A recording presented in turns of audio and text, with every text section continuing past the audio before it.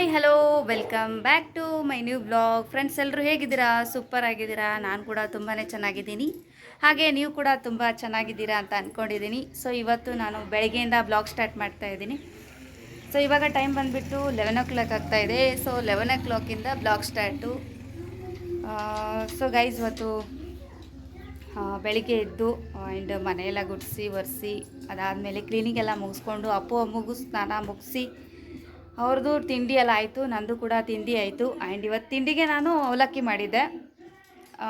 ಅವಲಕ್ಕಿ ಅಪ್ಪುಗಂದರೆ ತುಂಬಾ ಇಷ್ಟ, ಹಾಗಾಗಿ ಮಾಡಿದ್ದೆ. ಅವರು ಕೂಡ ತಿಂದು ಆಫೀಸಿಗೆ ಹೋದರು. ಇವಾಗ ಮನೆಯಲ್ಲಿ ನಾನು ಅಪ್ಪು ಅಮ್ಮು 3 ಜನ ಇದ್ದೀವಿ. ಅತ್ತೆ ಹೊಲಕ್ಕೆ ಹೋಗಿದ್ದಾರೆ.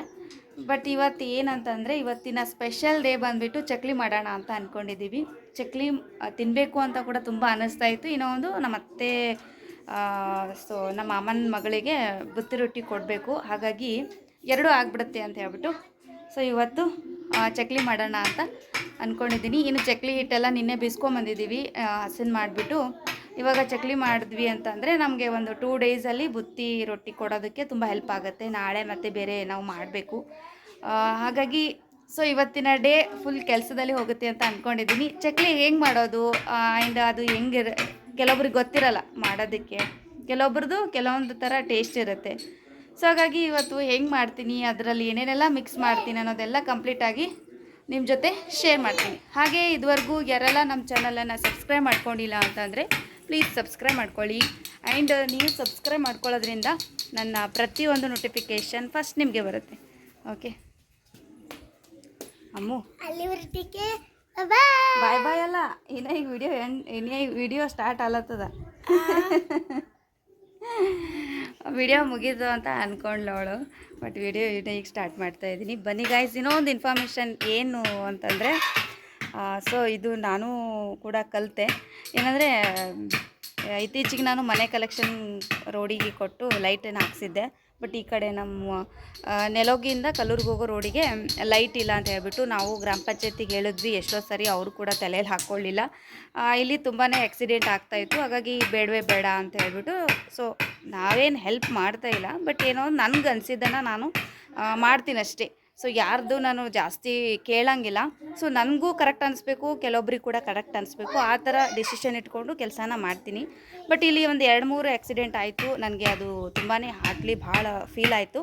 ಸೊ ಅದಕ್ಕೋಸ್ಕರ ಇವಾಗ ಗ್ರಾಮ ಪಂಚಾಯತಿದವ್ರು ಯಾವಾಗ ಕೆಲಸ ಮಾಡ್ತಾರೋ ಏನೋ ಗೊತ್ತಿಲ್ಲ ಅಂತ ಹೇಳ್ಬಿಟ್ಟು ಮನೆ ಕಲೆಕ್ಷನ್ ಕೊಟ್ಟು ಲೈಟ್ ಹಾಕ್ಸಿದ್ವಿ ಕೊಂಬಕ್ಕೆ.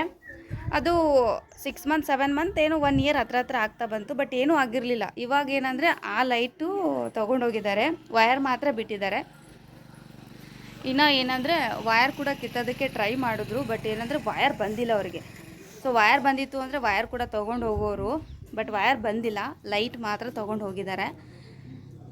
ಸೊ ತುಂಬ ನನಗೆ ಇಷ್ಟು ಬೇಜಾರಾಯಿತು ಅಂದರೆ ಸಿಕ್ಕಾಪಟ್ಟೆ ಬೇಜಾರಾಯಿತು. ಯಾಕಂದರೆ ಬೇರೆಯವರಿಗೆ ಪ್ರಾಬ್ಲಮ್ ಆಗಬಾರ್ದು ಅಂತ ಹೇಳ್ಬಿಟ್ಟು ಕಲೆಕ್ಷನ್ ಕೊಟ್ಟರೆ ಲೈಟ್ ತೊಗೊಂಡು ಹೋಗಿ ವಯರ್ ಕೂಡ ಕಿತ್ತೋದಕ್ಕೆ ಟ್ರೈ ಮಾಡಿ ಆ ವಯರಲ್ಲೇ ಕೆಳಗಡೆ ಕಟ್ಟಿಬಿಟ್ಟು ಹೋಗಿದ್ದಾರೆ.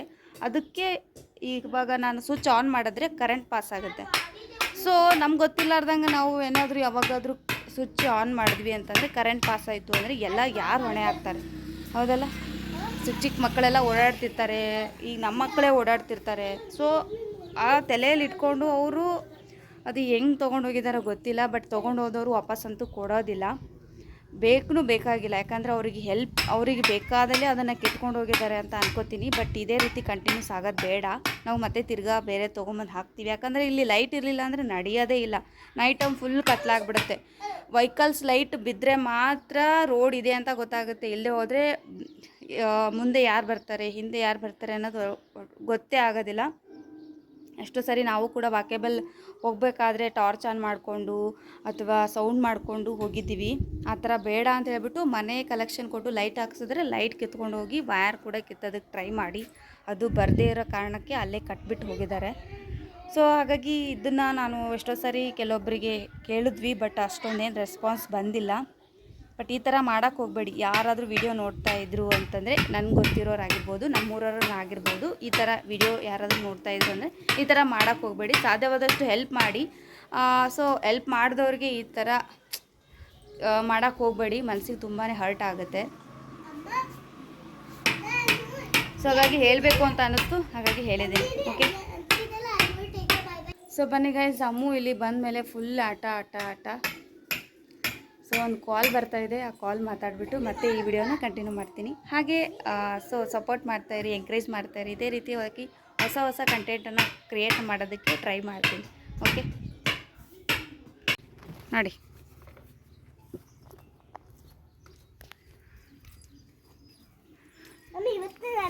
ಓಪನ್ ಮಾಡಿ. ಅಪ್ಪು ಶರ್ಟ್ ಹಾಕೊಂಡು ಬಾ.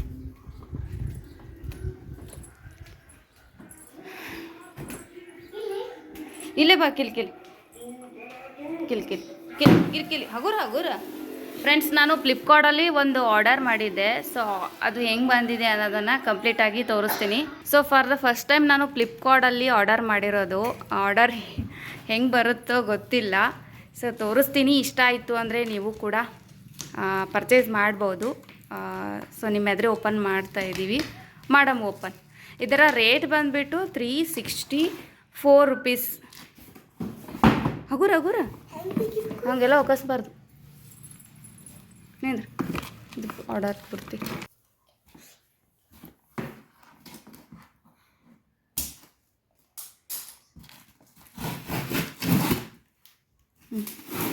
ಬಾಕ್ಸ್ ಓಪನ್ ಮಾಡಿದ್ದು ನೋಡು. ಈ ಕಡೆ ಇದು ಇಲ್ಲ, ಇಲ್ಲ ಅಮ್ಮು ಈ ಕಡೆ. ಹಾಂ ಹಗುರ.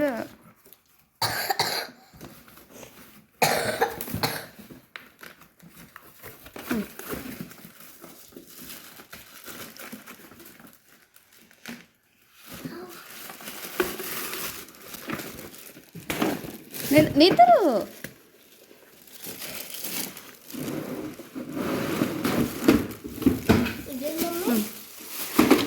ಒಂದು ಬಾಕ್ಸ್ ಆರ್ಡರ್ ಮಾಡಿದ್ದೆ.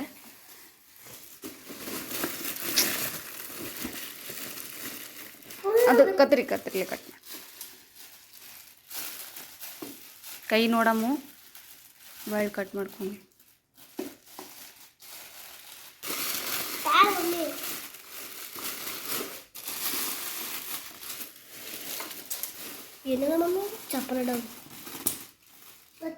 ಸ್ಟೋರ್ ಬಾಕ್ಸ್, ಕಿಚನ್ನಲ್ಲಿ ಏನಾದರೂ ತರಕಾರಿ, ಆಮೇಲೆ ಏನಾರು ಥಿಂಗ್ಸ್ಗಳು ಇಟ್ಕೊಳಕ್ಕೆ. ಹೆಂಗೆ ಬಂದಿದೆ, ಹೆಂಗು ಜೋಡಿಸ್ಬೇಕಿದೆಲ್ಲ.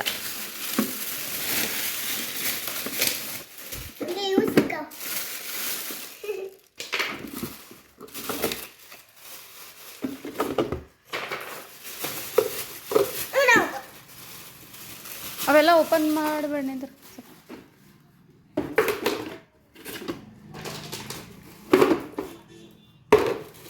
ಗಾಲಿ 4 ಗಾಲಿ.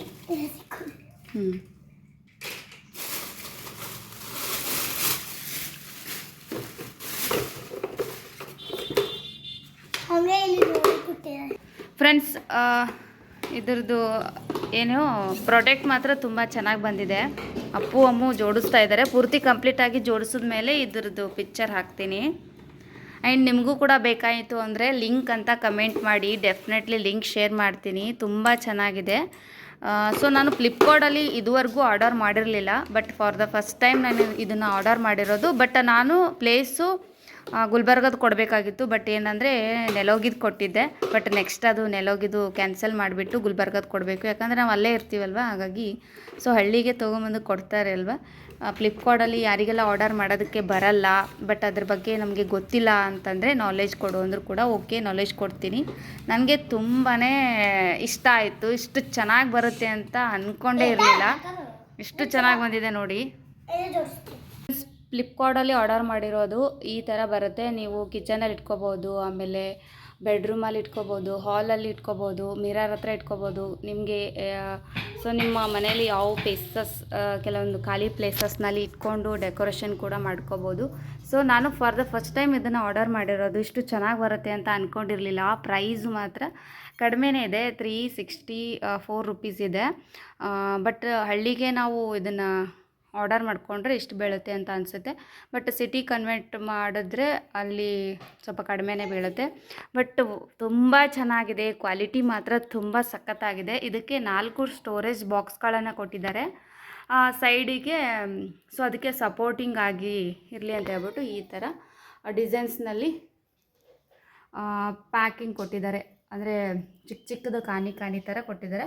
ಬಟ್ ಕೆಳಗಡೆ ಮಾತ್ರ 4 ವೀಲ್ ಇದೆ ನೋಡಿ, ತುಂಬ ಚೆನ್ನಾಗಿದೆ. ಸೊ ನಿಮಗೆ ಇಷ್ಟ ಆಯಿತು ಅಂದರೆ ಲಿಂಕ್ ಅಂತ ಕಮೆಂಟ್ ಮಾಡಿ, ನಾನು ಲಿಂಕನ್ನು ಶೇರ್ ಮಾಡ್ತೀನಿ.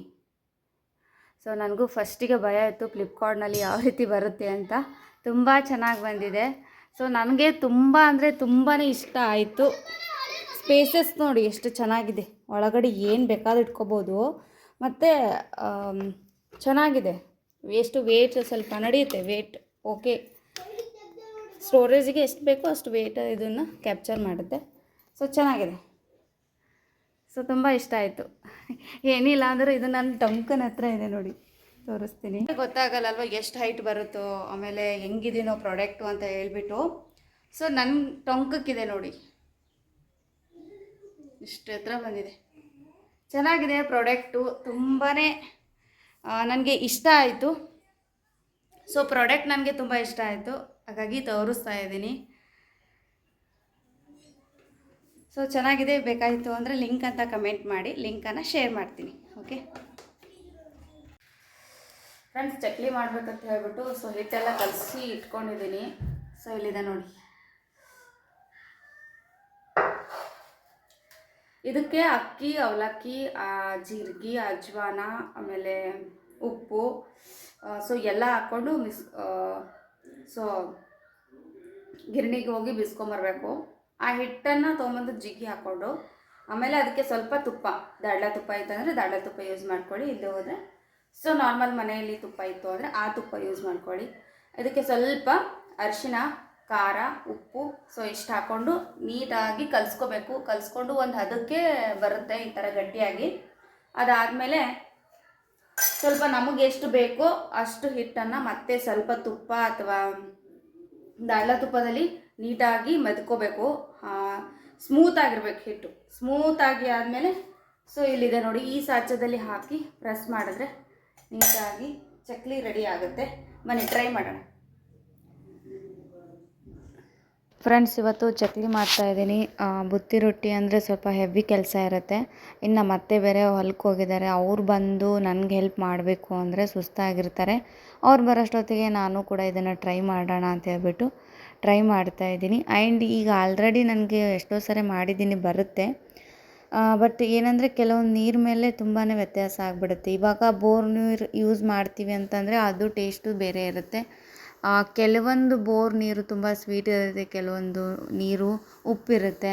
ಸೊ ಈ ಥರ ಇರುತ್ತೆ. ಆವಾಗ ಏನಾಗುತ್ತೆ, ಟೇಸ್ಟ್ ಆಗಿರ್ಬೋದು, ಹದ ಆಗಿರ್ಬೋದು, ತುಂಬ ಡಿಫ್ರೆಂಟ್ ಆಗಿರುತ್ತೆ.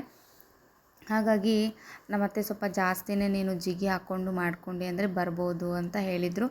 ಹಾಗೆ ಮಾಡ್ತಾಯಿದ್ದೀನಿ. ಆ್ಯಂಡ್ ಈ ಸಾಚೆದಲ್ಲಿ ಹಾಕಿ ಇವಾಗ ತಿರುತ್ತಾ ಇದ್ದೀನಿ. ಕೆಲವೊಂದು ಸಾಚೆಗಳು ಪ್ರೆಸ್ ಮಾಡೋದು ಬರುತ್ತೆ, ಅದು ಕೈ ತುಂಬ ಹೆವಿ ಪೇನ್ ಆಗುತ್ತೆ. ಆ ಥರದ್ದು ಇದ್ದಿದ್ದು ತೊಗೊಳಕ್ಕೆ ಹೋಗಬೇಡಿ. ಈ ಥರ ಏನು ರೌಂಡ್ ಸರ್ಕಲಲ್ಲಿ ಇದೆ ಅಲ್ವಾ, ಇದನ್ನು ಯೂಸ್ ಮಾಡಿದ್ರೆ ಚಿಕ್ಕ ಮಕ್ಕಳಾದರೂ ಕೂಡ ನೀಟಾಗಿ ಹಾಕ್ತಾರೆ, ಅಷ್ಟು ಚೆನ್ನಾಗಿ ಬರುತ್ತೆ.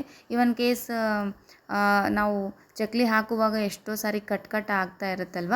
ಸೊ ಅದಕ್ಕೆ ಏನು ರೀಸನ್ ಅಂದರೆ ಕೆಲವೊಬ್ಬರು ಸೋಡಾನ ಹಾಕಿರ್ತಾರೆ.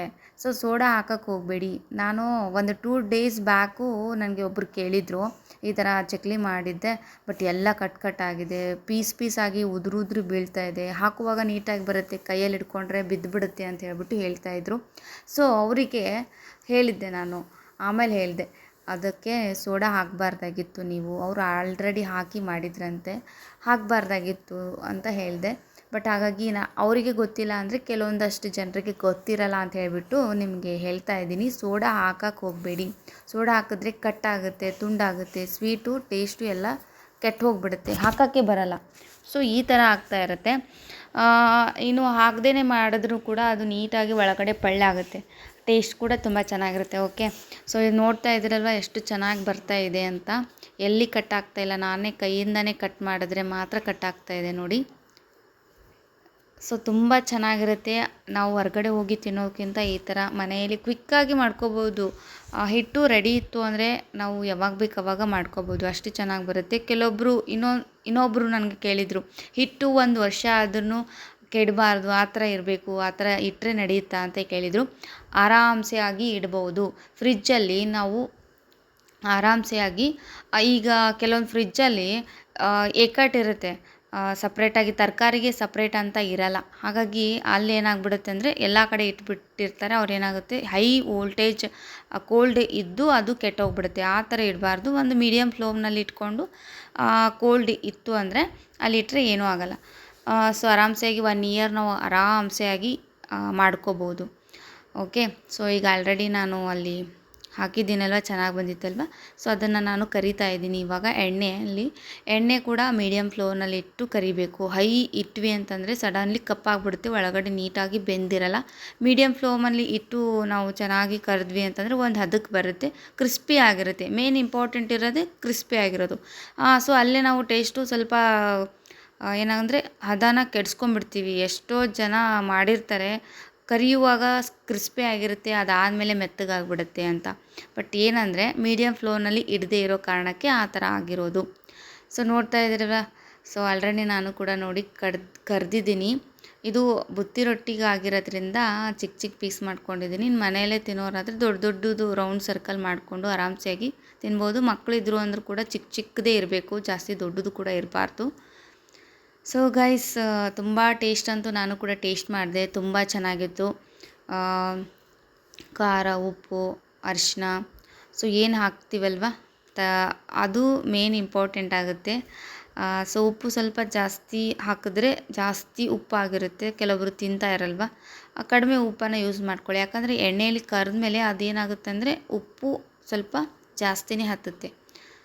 ಸೊ ಫೈನಲಿ ಇವತ್ತು ಚಕ್ಲಿ ಅಂತೂ ಆಯಿತು. ಹಾಗೆ ಇನ್ನು ಯಾರಿಗೆಲ್ಲ ಬರಲ್ವೋ ಒಂದ್ಸರಿ ಟ್ರೈ ಮಾಡಿ ನೋಡಿ. ಡೆಫಿನೆಟ್ಲಿ ಯಾರ ಸಹಾಯ ಇಲ್ಲದೇ ಆರಾಮ್ಸೆಯಾಗಿ ಮಾಡ್ತೀರಾ. ಸೊ ಗೈಸ್, ಹಾಗಾಗಿ ಇವತ್ತಿನ ವಿಡಿಯೋ ಇಲ್ಲಿಗೆ ಎಂಡ್ ಮಾಡ್ತಾ ಇದ್ದೀನಿ. ಇನ್ನು ನಾಳೆ ಇನ್ನೊಂದು ಹೊಸ ವಿಡಿಯೋದೊಂದಿಗೆ ಮತ್ತೊಮ್ಮೆ ಸಿಗ್ತೀನಿ. ಅಲ್ಲಿವರೆಗೂ ಟೇಕ್ ಕೇರ್, ಬಾಯ್.